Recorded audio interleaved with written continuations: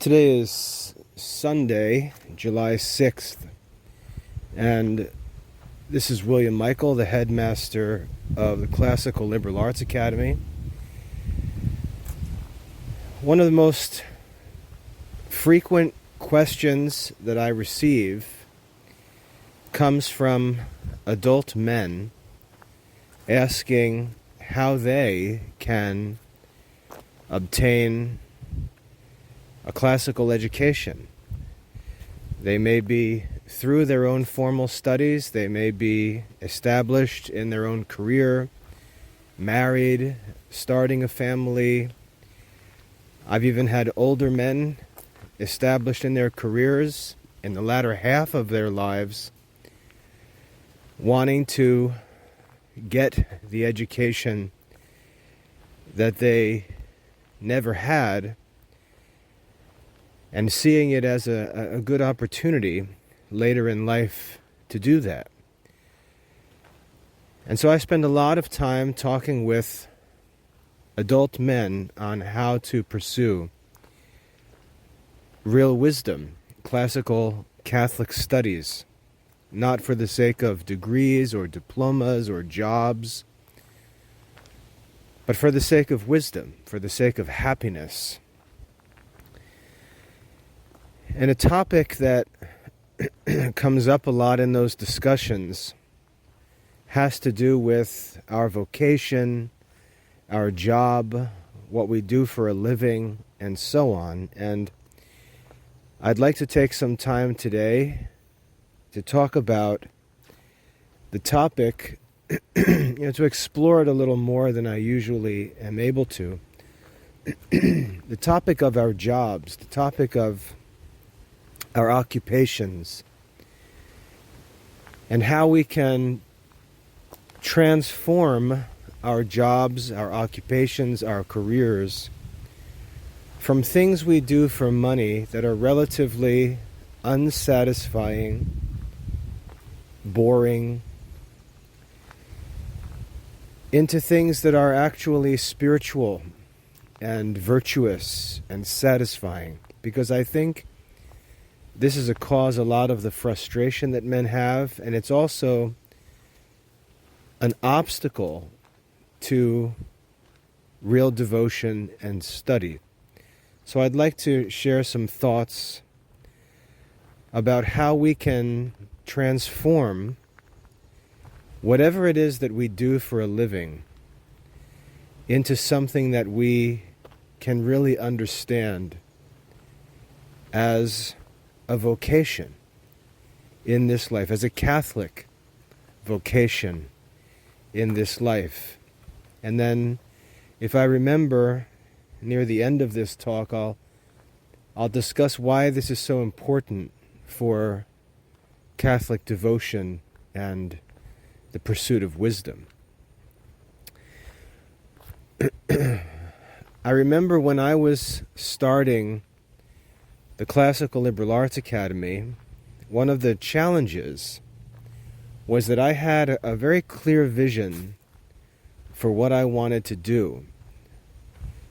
I had a vision of restoring classical Catholic education in modern society. I knew modern education. I worked in private schools. I attended a big university.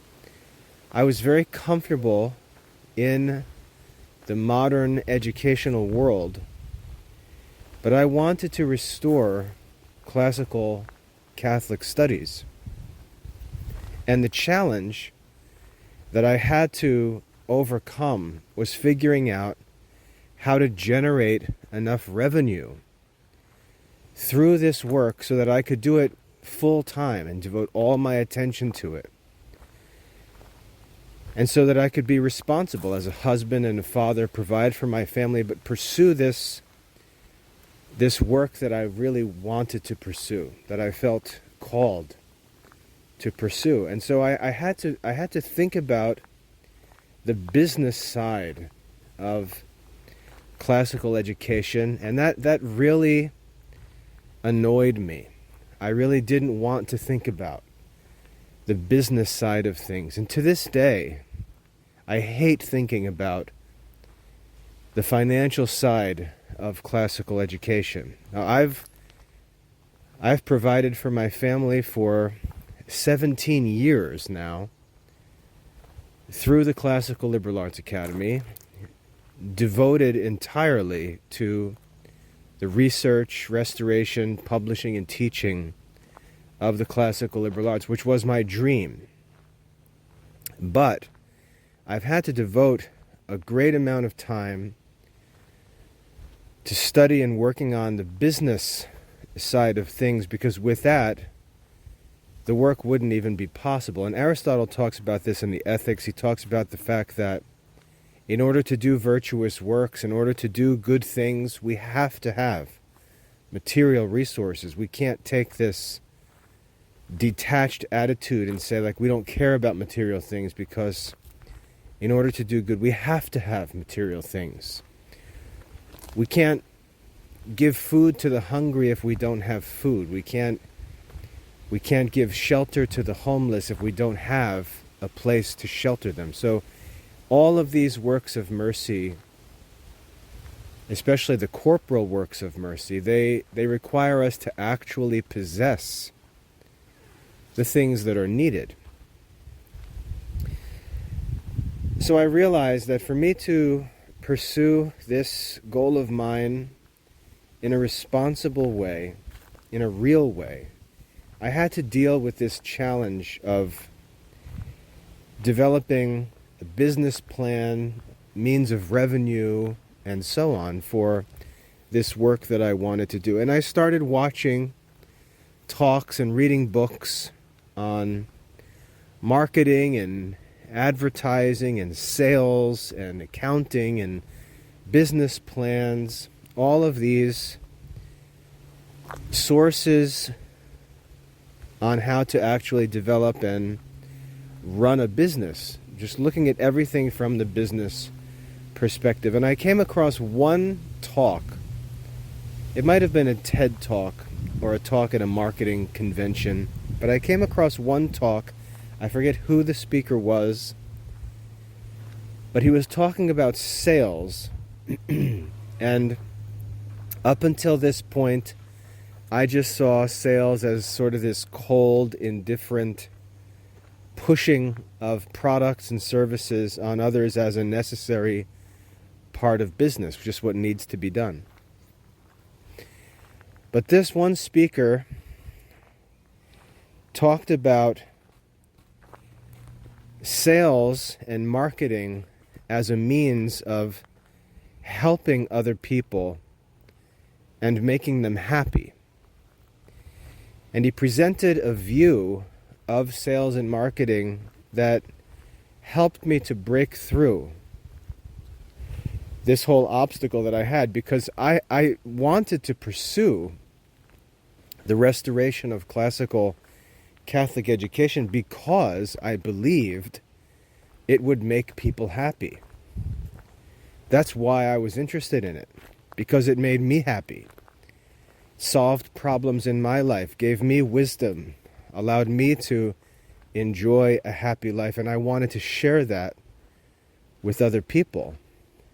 And yet, when I thought about the business side of things, I had this sort of cold, mechanical view of sales and marketing until I saw this one talk. And he explained that if we have a product or a service that we're responsible to sell to others, we should think of how that service, how that product can genuinely help other people's lives. We should think about how the work we do can really help other people. And we should do the work that we do in a way that really helps other people. And we should learn to think about the work that we do not as a way to make money, but as a way to help other people. Because as far as our occupations are concerned, as far as the jobs that we do are concerned, we really end up settled into a certain place in life, for all of the talk in modern society about freedom to do whatever you want and so on, we know that that's really not true. We really aren't free to do whatever we want. We live in a competitive, capitalistic economy. There are people already doing things that we want to do. There's competition for available resources. And you can't just pick up and move into some other field and make a living. We're in the place that we're in for lots of reasons, many of which are outside of our control. And even though we can move a little bit within that field or within that occupation, it's very rare for us to pick up and transplant ourselves in something totally different. So we are what we are. But we can think about the work that we do differently. And this can be the most mundane work that there is. But we can learn to think about it from a Christian or an ethical perspective. We can say, what is the chief end of man? The chief end of man is to be happy forever. And we can think about our occupation as a means by which we help people become happier. We help people move forward towards that ultimate end. And it doesn't matter what kind of work we do, because all of the work we do, the reason why people are willing to pay for it in the first place is because it's either necessary or they judge it to be helpful. But we often think of our work as just being what we do to make money. And we need to change that way of thinking and instead think of how we can help other people, how we can maximize the helpfulness of the product or service we offer. So let's just take a few examples. Let's say that I was an auto mechanic, something that seems as mundane as possible. I repair cars. We can think that, well, I'm a Catholic man. I'm interested in theology. I'm interested in church history. I'm interested in the saints and the lives of the saints, and yet I'm stuck in this job as an auto mechanic, changing tires, doing oil changes, repairing or replacing broken parts, diagnosing problems with cars, just this boring, mundane work that I do to make some money. But what I really want to do is I really want to study theology. I really love the faith. I love the pursuit of wisdom. I love the Catholic Church. I really wish that I could devote myself to Catholic study. And we feel this tension between our spiritual life and the work we do. And this is common because of our shallow view of the work that we do.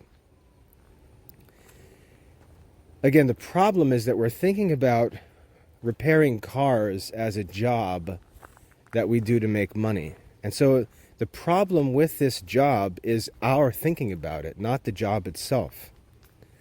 The problem is the way we think about it. We degrade the work that we do and think the only reason that this work exists is because we need to make money, when that's not true at all. This work exists. This work as an auto mechanic exists because people need transportation. People need automobiles to get to work, to get around, to travel to school. We need automobiles. It's a necessary part of our life in modern society. And these automobiles are complicated. They require lots of mechanical knowledge. They require supplies and tools and parts and so on. And most people just don't have that. And so When a car breaks down or when a car is due for maintenance, they bring it in to have it examined, diagnosed, and repaired or serviced by someone who knows what he's doing, an auto mechanic. And so the auto mechanic has a significant role to play in the human society. And what the auto mechanic needs to do to think rightly about his profession is think of the role that it plays in society, in human society. Think of how people are benefited by the use of their cars, by their ability to get up and go and transport themselves here and there. Think about how important transportation is, and consider themselves as an auto mechanic to be a partner in other people's lives. Think about themselves as an auto mechanic, as a person who can help others succeed in their businesses, help others succeed in their lives, help mothers bring their children to and from school, help fathers get to and from work, help families enjoy a nice vacation, a trip to the beach or to the mountains. The auto mechanic can think of how he can help a young kid who just got his license to find a reliable and affordable first car. You can see that the occupation can be thought of not as a way of making money, but as a way of helping other people enjoy a good life, fulfill their obligations, take care of their families, and so on. We can think of the safety of other people. We can think of the financial benefits others can enjoy. We can think of the benefits of work. We can think of the benefits of family life and recreation. And the auto mechanic can think of himself as being a man who can help to provide all of that to other men, to other women, to other families. He can think of his work as a generous form of service to the human community, which allows the quality of life to improve for others. He can see his work as a way of loving his neighbor as himself, and ultimately as serving God by loving his neighbor. He can do all of his work coram Deo, in the presence of God, for God's glory. He can do it honestly, generously. He can study to become a real master of his craft. He can do his work generously.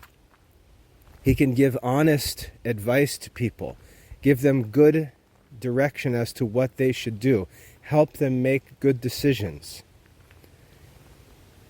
If he thinks about his work as a way of helping other people, that mundane job that he just does to make money can be transformed into a source of Christian service, a means of serving the common good. Because we really depend on transportation.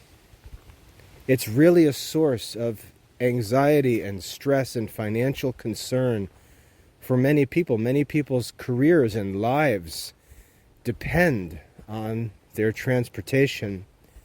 And an auto mechanic with a right mindset, with a Christian disposition, a Catholic worldview, can look at his work in auto mechanics and say, I want to direct my work in auto mechanics according to God's will. I want to do God's will through my work as an auto mechanic. I want to honor God and bring glory to God and help and love my neighbor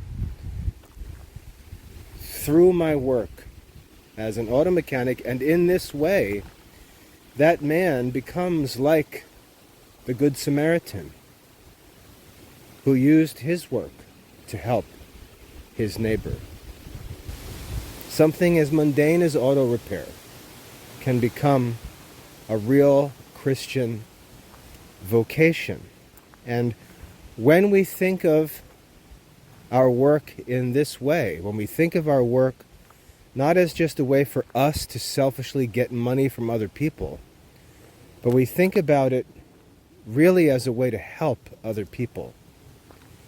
Not only does it make the work more meaningful, not only does it give us something to study, to become really expert in, but it actually allows the sales and marketing of the work that we do to become a kind of evangelization. Because what we're actually trying to do is not just sell something or push something that a person doesn't need or doesn't want, or try to charge extra money that we know is beyond what a thing is worth. That's all selfish. What we're actually trying to do is promote our business, promote the work we do, promote our company, because we know that we will actually help and take care of other people. And you can see how all of the messaging of that business changes. It changes from sales gimmicks and marketing tactics that are just impersonal and selfish. It changes into a personal appeal to, let me help you. We'd like to help you. Let us help you solve your transportation needs. Let us help you make the best use of your money. Let us help you make this difficult decision. Let us help you get to and from work or wherever you need to go safely and affordably and without worry. You can see how it becomes a kind of evangelization, and all of the messaging changes. Our job can be transformed into a Christian vocation. Let's think of another example. Let's say, I don't want to talk about fields that I really don't know anything about. I'm familiar with mechanical trades. But let's take something like teaching. Let's say that you're a math teacher or a science teacher. And you say, well, I'm a Christian, and what I do here, let's say I'm a public school science teacher, but I'm a Christian, and I've got almost like two separate lives. I've got this one life where I'm a public school science teacher, and I've got another life which begins when I leave work, where I'm like this faithful Catholic who loves church history and the saints and theology, and I'm with my family, and we have a Catholic life in our parish, and it's almost like I'm living two different lives. My work life and my Catholic life. And this is the dilemma that modern people often find themselves in. They have this sort of tension or this sense of contradiction in their lives. And for many it is a contradiction that needs to be fixed. And they say, well, my job, I just don't feel satisfied because I'm just teaching science. I don't even know if I believe half the stuff that we teach in the school. I don't even think it's very effective. The kids don't really learn it. It's not like they're learning real science. We're just going through these textbooks and doing these dorky experiments in school, which aren't real science experiments at all. I just don't even know what I'm doing. I wish I could do something that was Christian. But you really have no idea what else you might do. We can think of how that job as a public school science teacher can be transformed into a Catholic vocation. We can ask, what's the real purpose of this school? What's the real purpose of a public school? What's the real purpose of a public school science class, and so on? Think about why people are bringing their children to the school, why these children are in the school in the first place, and ask, how can I help them to move towards happiness? How can I help them to accomplish what needs to be accomplished by their enrollment in this school? And it breaks down to some pretty simple things. No, the public school science class is not a place where the Catholic faith is explicitly taught or promoted. That's true. But neither is a gas station. Neither is a restaurant. So that's not necessary. Because human society is more complex than that. And the service of the common good is the application of Catholic moral teaching to any different field of work or service. So if we're in the public school, we need to ask, how does the public school serve the common good? What is the purpose of the public school? What does the public school offer the children in my classes, or even the parents of the children in my classes? And how can I help them to enjoy the benefits that they're in need of, or that they're seeking through this public school education? And we can say, well, the first thing is that my students here, they have to get high school diplomas. They need to get a high school diploma so they can move on into their adult life and either go to college or join the military or find a job and so on. They need to get through high school and get a diploma. That's what they need. That's the real practical interest of these students in going to the public school. They need a diploma so they can move on into adulthood when they graduate. So what I can do is I can help my students earn their high school diploma. I can help them. I can make my science classes as clear and easy as possible so they get the credits available from my science class. I can help them learn to study. I can help them learn to manage their time.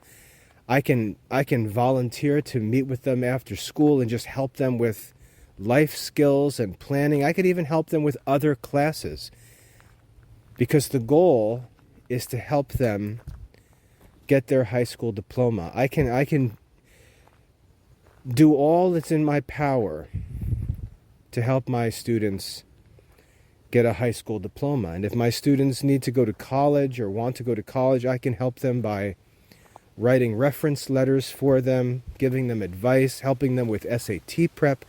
There's lots of work that I can do to genuinely, generously, and sincerely help my students to become happy, to become successful, to find a good and honest place in the world as adults. So my job is a lot more than just being a science teacher, a lot more than just submitting my lesson plans and getting assignments graded and getting my paycheck. I can offer my students a lot of personal help as a fellow human being, and more importantly, as a Catholic, as an example of a Catholic that they will remember for the rest of their lives. And I can give to my students, speaking evangelistically, I can give to all of my students an example that they will remember through their whole lives of a Catholic man or a Catholic woman who is just a good, generous person. And that's the kind of help that Catholicism needs in modern society. So I can think about all the ways I can help my students. I can pray for my students. I can perform all of the works of mercy in the lives of my students. If I have students who are poor, I can help them materially. I had a first grade teacher who used to bring clothes in for one of the girls in our class. We had this one girl from a poor family, and I remember my first grade teacher would buy this girl clothes and would, after school would hand this girl bags of new clothes. That's what a teacher can be. Much more than just a person who's there for a paycheck, but a person who's there to just do good to others and help others, who happens to be a school teacher. But that's not a limit as to what they do as a school teacher. I could also think of the parents and say, what is it that the parents of these children are seeking by sending their children to school? Well, first of all, these parents have to work. These parents may be under real financial stress. They may be looking for a place where their children can go to satisfy school requirements, but more importantly, be safe. They want their children to be safe and in the influence and in the presence of respectable, trustworthy adults. I can help the parents of my students by providing such a person in their children's lives. I can communicate with their parents and give them assurance. I can help their parents fulfill their duties in parenting. I can help the parents take care of the work that needs to be taken care of. I can give parents that assurance that the children are safe and in good hands, and that they have someone who's got their back and is watching out for their child every day while at school. I can go out of my way to communicate with the parents and let them know what I see when the children are at school. I can help their parents fulfill the duties of parents. I can help their parents navigate questions and decisions that come as they come to the end of their school years, and they've got to think about their own vocations and occupations and schooling and all of the options. I can work to become a valuable resource to parents to help them help their children. So it's much more than just being a high school science teacher who goes and punches in and punches out for a paycheck. The job as a high school science teacher just becomes a way of connecting with people in my community that opens these opportunities for me to live the Catholic life, to preach the gospel. Maybe not by direct lecturing on Catholic theology, but by demonstrating the moral principles of the Catholic life, showing others the fruits of the Holy Spirit, and living with the consistency and discipline and strength of character that can come only through the Catholic life. I can be an evangelist where I am. I can do the works of mercy where I am. And this is true of any kind of job. This is true of any position. Let's take an even simpler job that might seem even more difficult. My mother had sort of a low-level position in accounting. She was an accounts payable clerk for Maybelline, the big cosmetic company. She worked with a dozen other men and women, just processing bills and payments from the salespeople out in the field.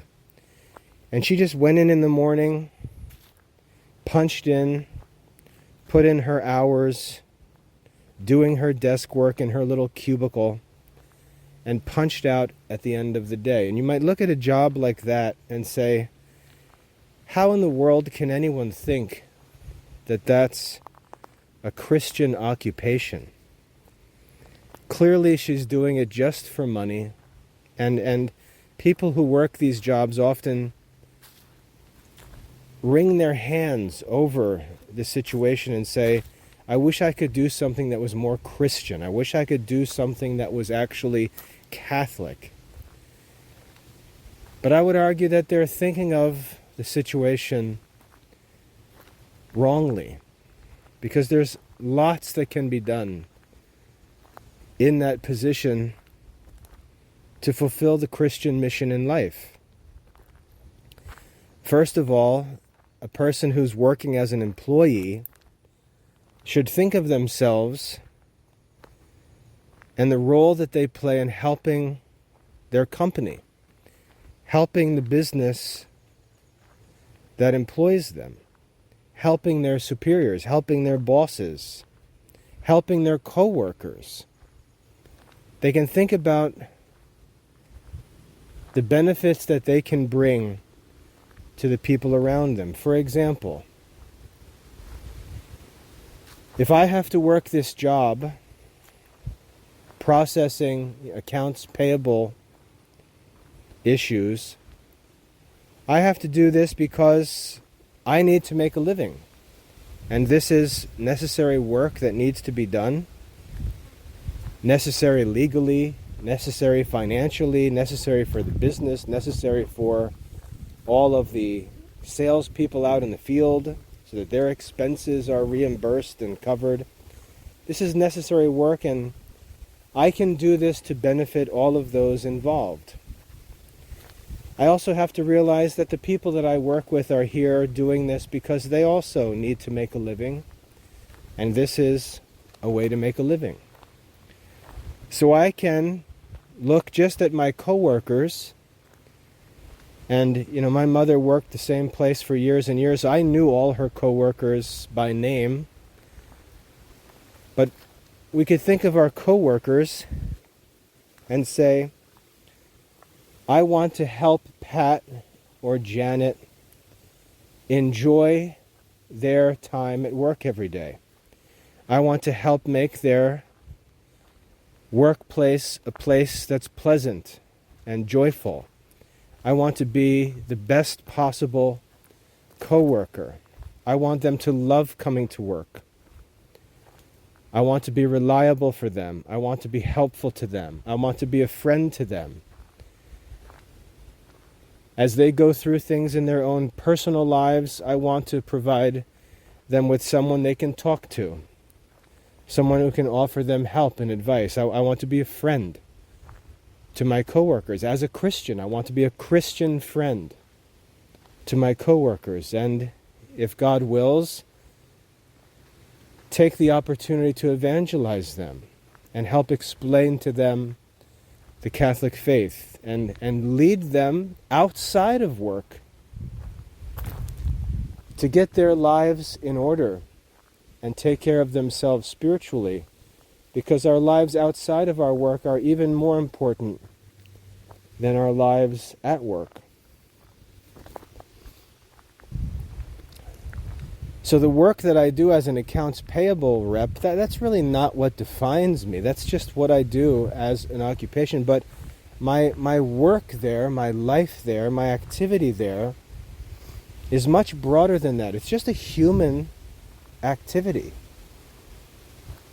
And I can work in a way that blesses my coworkers, helps them to earn a living in the most pleasant environment possible.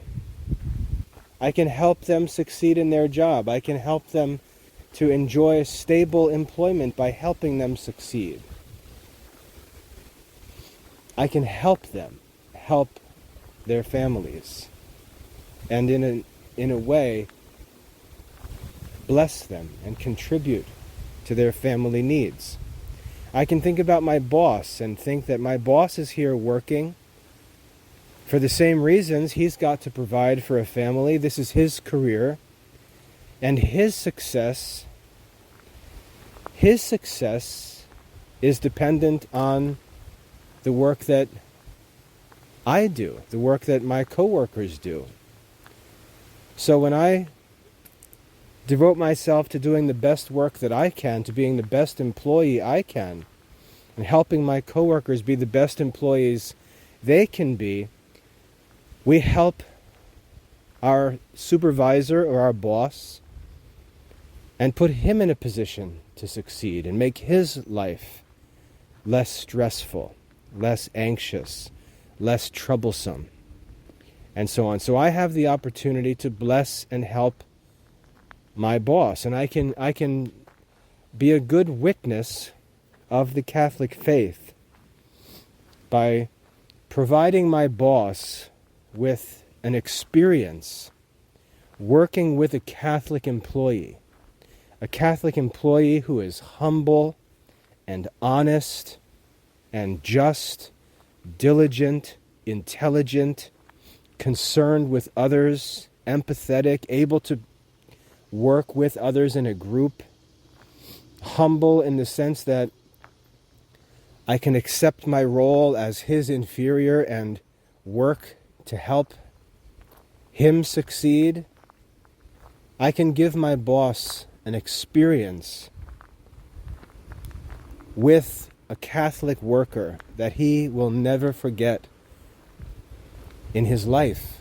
And if in his life he ever enters into a time of spiritual crisis, he'll always have my witness to think back on and say, you know, there was one person who I always knew was a good, honest person, one person who blessed me in so many ways. It was that Catholic employee that I had. That person was so generous and unselfish and humble and joyful. And our relationship with our coworkers and bosses can be a means of their conversion. And so there's a lot more to think about than just doing our job and getting our paycheck. So you can see that by reflecting on the work that we do, and I've just chosen 3 random examples. By reflecting on the work that we do, by really putting the good of others first, by living according to the golden rule, by doing to others what we would have others do to us, we can transform any job into a real Christian vocation. Because there's much more to that job than just the core tasks of that job itself. There's relationships. There's broader issues. There are times where we get to participate in meetings and can influence decisions and influence policies. And we can contribute very significantly, not just to the businesses or the companies that we work for, but to society in general. And we need to be willing to make the most of those opportunities. My mother, for example, who was a good Catholic woman, is a good Catholic woman. She's retired now, but she had no college education, barely had a high school diploma, and she went from working entry-level an entry-level accounts payable job. She ended up rising through promotions all the way up into management, where she was making a ton of money working in New York City for the Maybelline main offices, just by being a good employee, good person, being reliable, being unselfish, being generous. What happened for her was she was such a blessing to a couple of her supervisors and bosses that when they received promotions, they just pulled her along with them. Her one boss, a lady named Pat, became a family friend, and when Pat got promoted, my mother went with her. And so there's just no way to know what the overall effect of our lives can be in the work that we do, or what the end can be that comes of the work we do, but by focusing on doing good to others, by focusing on living the Catholic life, seeking to bless and benefit others, and really putting our financial concerns second, and trusting that if we attend to the moral and spiritual duties of our life, the financial concerns will take care of themselves. And as I said before, the work of promoting our business or promoting our products or promoting our services changes from being this cold, mechanical, selfish plea for money to become more of an evangelistic offering of benefits to others, offering to help them, offering to solve a problem in their life, and so on. So we can transform any occupation or job into a real Christian vocation. And that's what the laity is supposed to do. The mission of the Catholic laity, as the Catechism teaches, and I talk about this all the time, the mission of the Catholic laity is to direct temporal affairs according to God's will. To get our hands involved in temporal affairs, and we all engage differently with different temporal affairs, as I was saying. One could be an auto mechanic, one could be a construction worker, one could be a public school teacher, one could be an accounts payable clerk. Our hands are involved in these temporal affairs in all different ways, not to mention politicians and doctors and lawyers and physical trainers and nutritionists and counselors and on into every different field. All of our hands as lay people are engaged with temporal affairs. And what we're all supposed to be doing is, to whatever degree we can influence those affairs, to be directing them according to God's will. And you see, that provides all of us with a very great challenge. We can all see ourselves as being in a certain place, being put in a certain place in God's providence, not to just make a living and then go have our spiritual life someplace else, which is really not a true spiritual life, but to see ourselves as put in a certain place in the world, in the midst of this giant machine of temporal affairs, and given some degree of influence, that we're put there by the Lord on behalf of the church to push those affairs into the way of God's will, to move them towards God's commandments, to sanctify them, to improve them. So we're all like missionaries, sent into these fields to make them better, to make them more just, to make them more honest, more beneficial to all involved. We're all sent into these places, into these occupations, into these fields, into these institutions, as missionaries of the Catholic Church, to make them more Catholic. That's our mission. And that can become a very satisfying mission if we embrace it and understand it for what it is.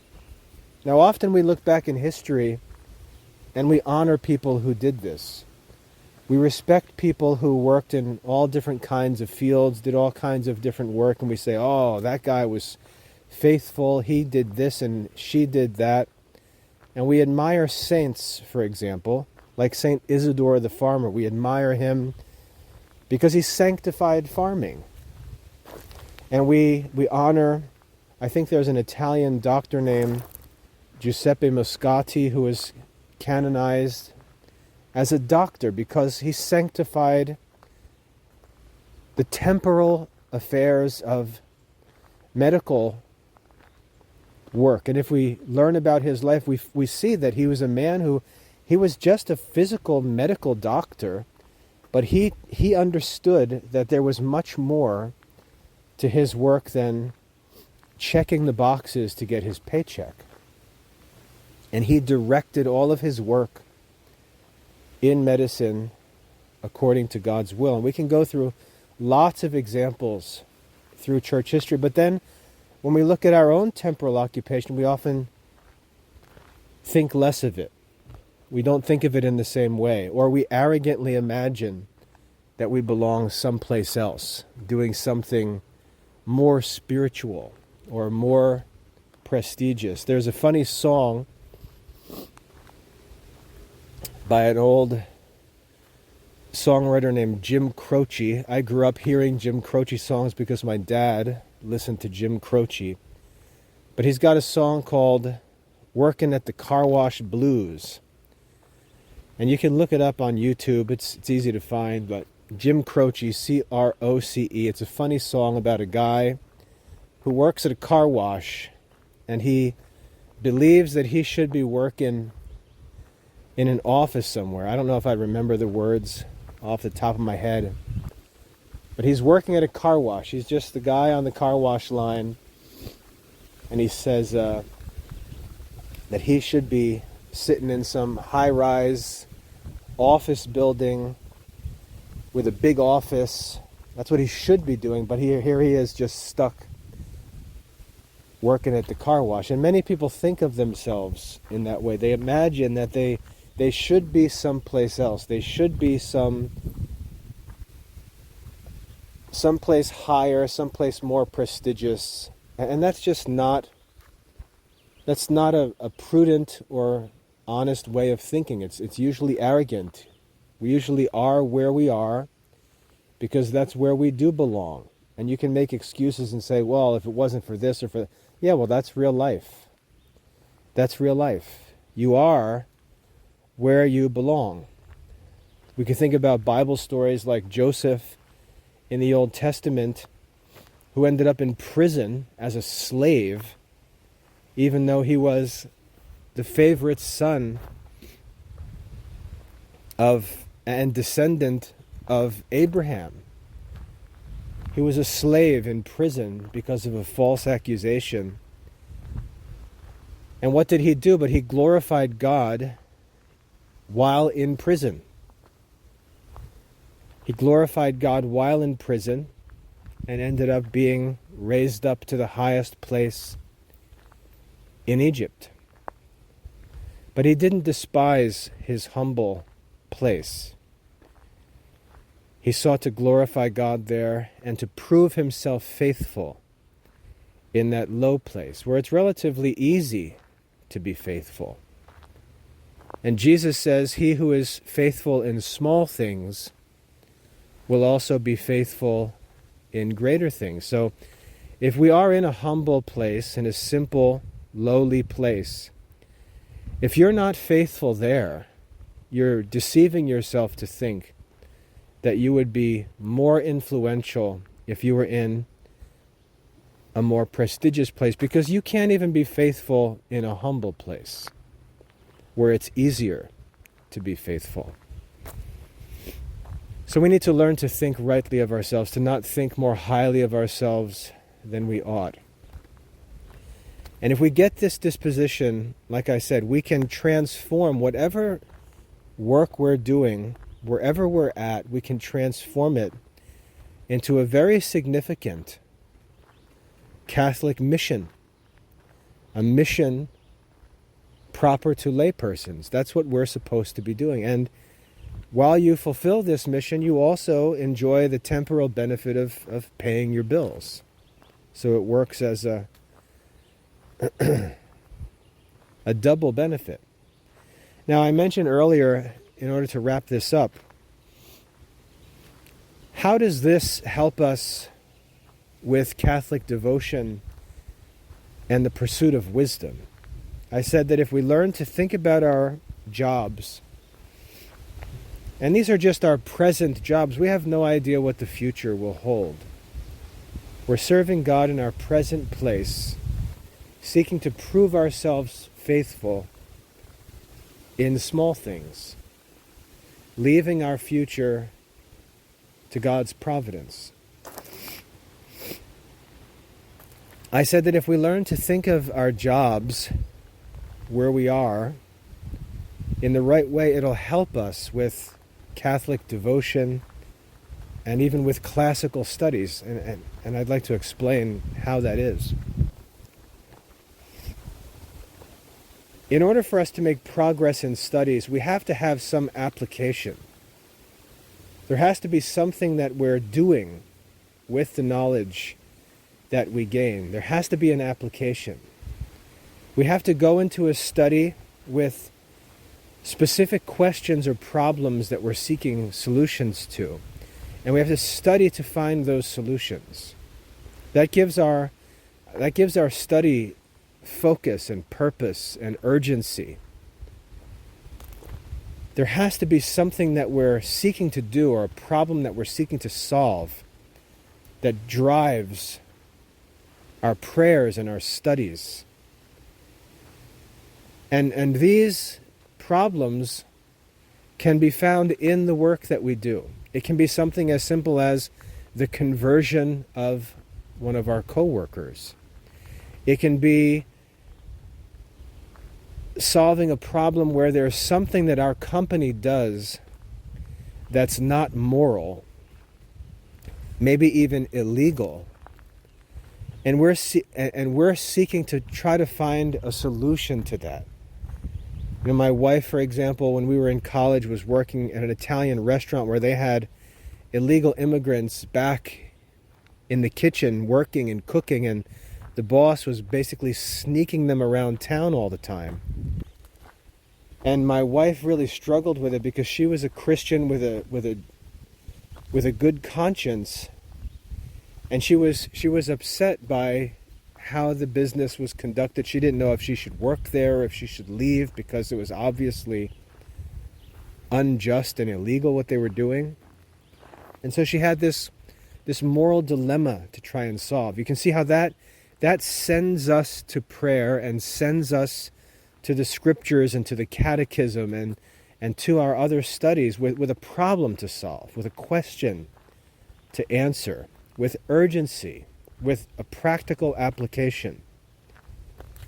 And so we can go to the Summa Theologica or the Catechism or the Catholic Bible or Aristotle's Ethics or whatever the subject may be. We can go there on behalf of our job, on behalf of our occupation, seeking solutions, because remember, it's our duty to direct temporal affairs.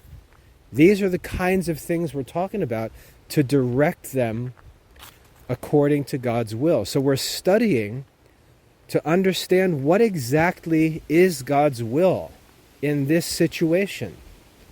What exactly is God's will? How should our business do this? How should our company do this? If I'm given an opportunity to share my thoughts at a staff meeting, what should I say? What can I offer as a solution, as an alternative? Maybe I can fix this problem. Maybe it is the way it is because nobody knows what to do. Nobody has any better ideas.